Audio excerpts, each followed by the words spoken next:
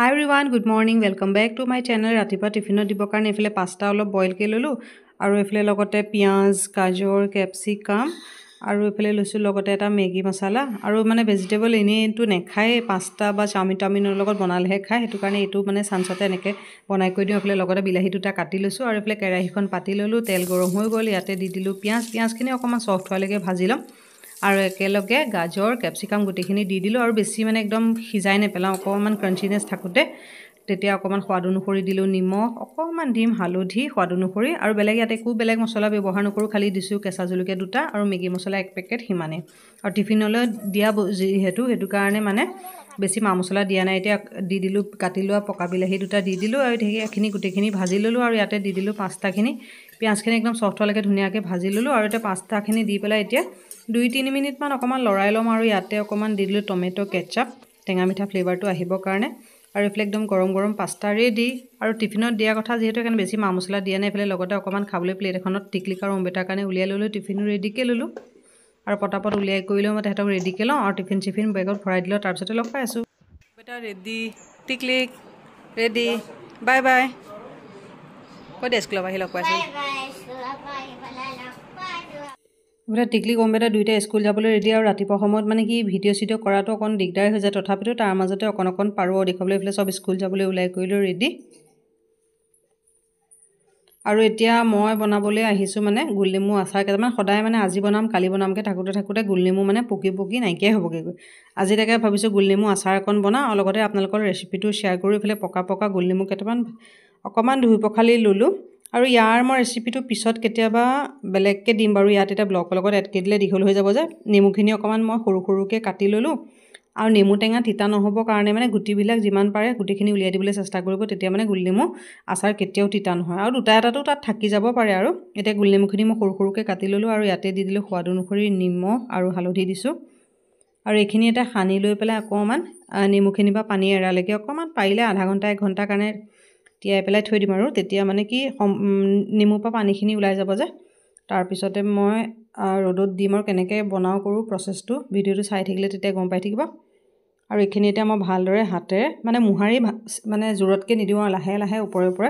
অকমান মুহাৰি নিমখ হালধিটো যাতে নেমুখিনিত লাগি যায় তেনেকৈ অকমান সানি লম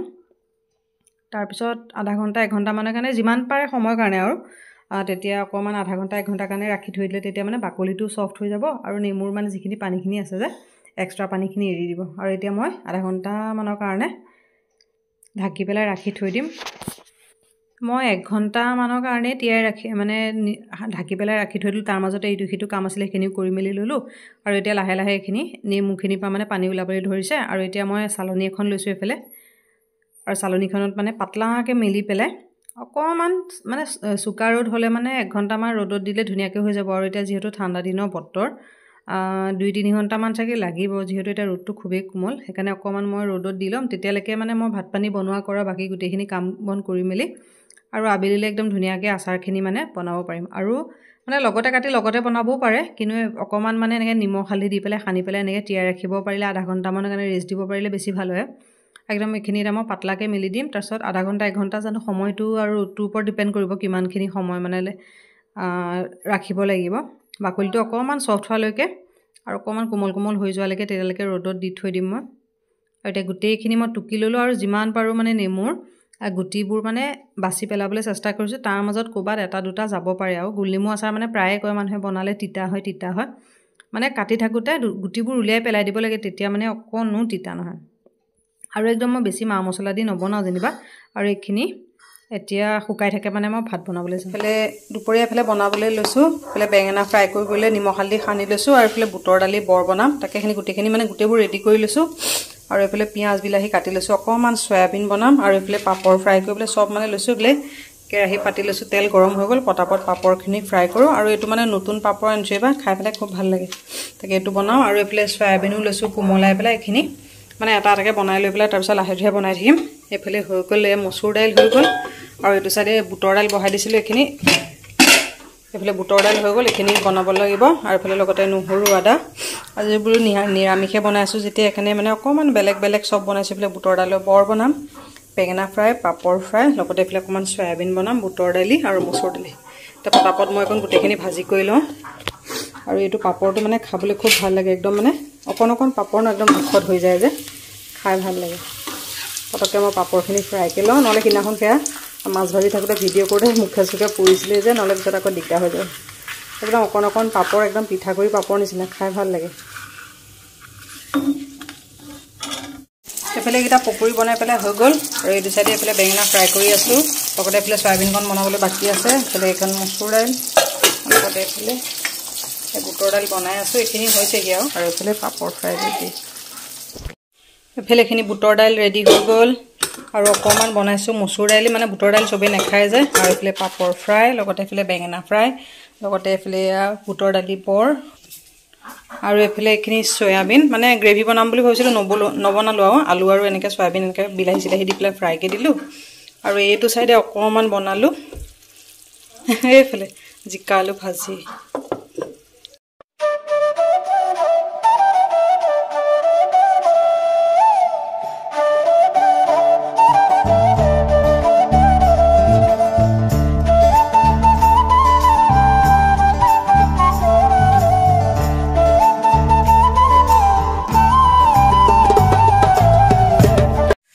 আচাৰৰ কাৰণে এইখিনি মছলা ৰেডিকৈ লৈছোঁ মানে গোটা মছলা আৰু জনি গুটি অলপ লৈছোঁ আৰু কেঁচা গুৱামুৰি লৈছোঁ 2-3 চামুচমান আৰু এইফালে লৈছোঁ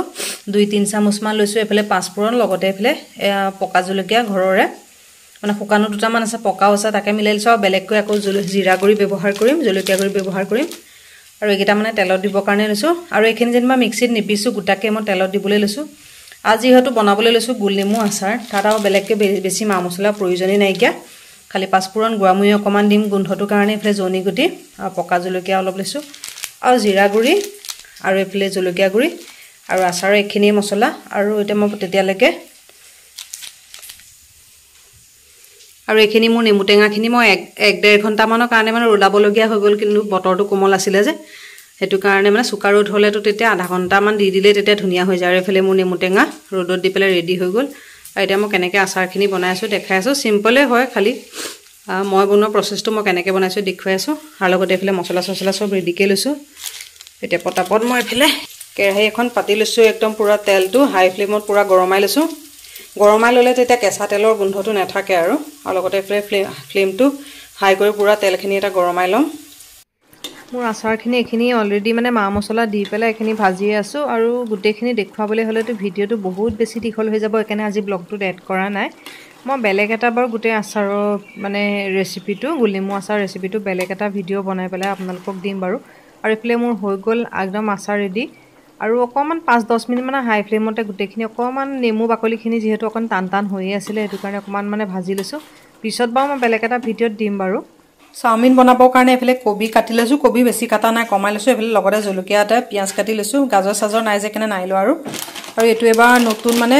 নুডেলছৰ পেকেট আনিছোঁ ইয়াৰ ভিতৰতে মানে মছলা চছলা আছে কেনেকুৱা জানে এতিয়া বনালেহে গম পাম আৰু তাৰ কাৰণে এইফালে পানী বইলকৈ লৈছোঁ আৰু এইফালে চিকেন চাওমিন বনাম যে সেই মাংস অকণমান আছিলে তাকে মাংসকণ এইফালে বইলকৈ লৈছোঁ আৰু ঠাণ্ডা বতৰতে খালেহে খোৱা ন তাকে পানীখিনি পটককৈ গৰম হোৱাৰ পিছত মই এইখিনি বনাওঁ আৰু এইটো বনাই পোৱা নাই কেনেকুৱা কি জানো আগতে মই এনেই প্লেইনটোহে আনো ভিতৰত মানে কোনো মছলা পেকেট চেকেট নাথাকে পটককৈতো হেৰিকৈ লওঁ এইফালে কবি জলকীয়া পিঁয়াজ আৰু লগতে অকণমান জালুক অকণমান দিম আৰু তেনেকৈ চিম্পলকৈ বনাম আৰু এইফালে চিলি চচ চয়া চচ তাৰপিছতে টমেট' কেটচাপ তাৰপিছতে অকণমান ভিনেগাৰ দি পেলাই এইখিনি এটা মানে চচৰ গোটেই এইফালে ৰেডিকৈ লৈছোঁ একেলগে মানে দি লৈছোঁ আৰু মেজাৰিং কম পৰিমাণে বেছিকৈ দি পেলাই বইল কৰা মাংসখিনি অকণমান ভাজি ল'লোঁ আৰু ভাজি লৈ পেলাই সৰু সৰুকৈ টুকুৰাকৈ এৰাই ল'লোঁ আৰু এইফালে চাওমিনখিনিও সিজাই ল'লোঁ আৰু এইফালে কবি আৰু পিঁয়াজ কেপচিকাম নাছিলে যে এইটো কাৰণে এনেকৈয়ে বনাম আৰু চিকেন চাওমিন যেতিয়া কেপচিকাম সেইকাৰণে বোলো আজি নহ'লেও বনাই মুঠতে খাব লাগে যিহেতু খাওঁ আৰু এইফালে চাওমিন বনাবৰ কাৰণে এইফালে মাংস ভাজা তেলখিনি আছিলে যে সেইখিনি তেলতে পিঁয়াজখিনি অকণমান মানে শ্বেলো ফ্ৰাই কৰা নিচিনাকৈ কৰিম একে সিজাই নেপেলাওঁ আৰু অকণমান ক্ৰাঞ্চি হৈ থাকোঁতে তেতিয়াই মানে তাৰপিছতে বাকীখিনি বস্তু দিম যেনিবা পিঁয়াজ আৰু তেলো বেছি দিয়া নাইকিয়া বেছি তেল দিলে তেল হৈ গ'লে খাবলৈও বেয়া লাগে আৰু দোকানত গৈ পেলাই মানে বেছি খাই থকাটো ইমান ভাল নহয় সেইকাৰণে পৰাপক্ষত মানে ল'ৰা ছোৱালীক এনেকৈ ঘৰতে নিজে ফ্ৰেছ তেল দি পেলাই বনাই কৰি খোৱা হয় ভাল হয় আৰু কাৰণ যিহেতু হোটেল বাকী বাহিৰত খালেতো মানে কেতিয়াৰ তেল বনাই খুৱাই কোনো হিচাপ নাথাকে যে পুৰণা তেল এটা মানে বনোৱাৰ ওপৰতে বনাই থাকে সেইটো কাৰণে পৰাপক্ষত মই মানে কেতিয়াবা কাটচিত খোৱা হয় কিন্তু বেছিভাগ মানে মই এনেকৈ ঘৰতে বনাই খুৱাওঁ আৰু পিঁয়াজখিনি এতিয়া চফ্ট হোৱালৈকে ভাজি ল'লোঁ আৰু ইয়াতে দি দিলোঁ কবিও বেছি দিয়া নাই একদম কম পৰিমাণে দিছোঁ বেছি কবি হ'লেও আকৌ কবি হৈ গ'লেও মানে ভাল নালাগে নহয় খাবলৈ এতিয়া কবিখিনি অকণমান মানে 1 মিনিটমানৰ জোখাৰে ভাজি লৈছোঁ আৰু ইয়াতে মানে জলকীয়া দিলোঁ এটা বেছি জ্বলা দিয়া নাই কাৰণ যিহেতু মই জালুক দিলে পিছত জ্বলা হৈ গ'লে আকৌ টিকলিখতে খাবলৈ অকণ দিগদাৰী হৈ যাবগৈ আৰু ইফালে অকণমান পিঁয়াজ আকৌ পিছত দি দিছোঁ মানে এইটো মানে বেছি ভাজি নেপেলাওঁ অকণ ক্ৰাঞ্চি তেতিয়াহে হৈ থাকিব আৰু এইখিনি এতিয়া ইয়াতে আৰু বেলেগ তেনেকৈতো মা মছলা নিদিওঁৱে চাওমিনৰ ভিতৰত মানে মছলা পেকেট দুটা আহিছিলে কৈছোঁ নতুন মানে পেকেট এবাৰ আনিছোঁ ট্ৰাই কৰিছোঁ কেনেকুৱা হয় নাজানো আৰু মুঠতে বনাবলৈ লৈছোঁ আৰু চাওমিনত অহা সেই মছলা পেকেটকেইটা দি দিলোঁ আৰু বেলেগ মানে একো মছলা দিয়া নাই খালি অকণমান নিমখ দিছোঁ আৰু অকণমান হালধি দিছোঁ সিমানেই মছলা বাকী চাওমিনত অহা মছলাখিনিয়ে দিছোঁ যেনিবা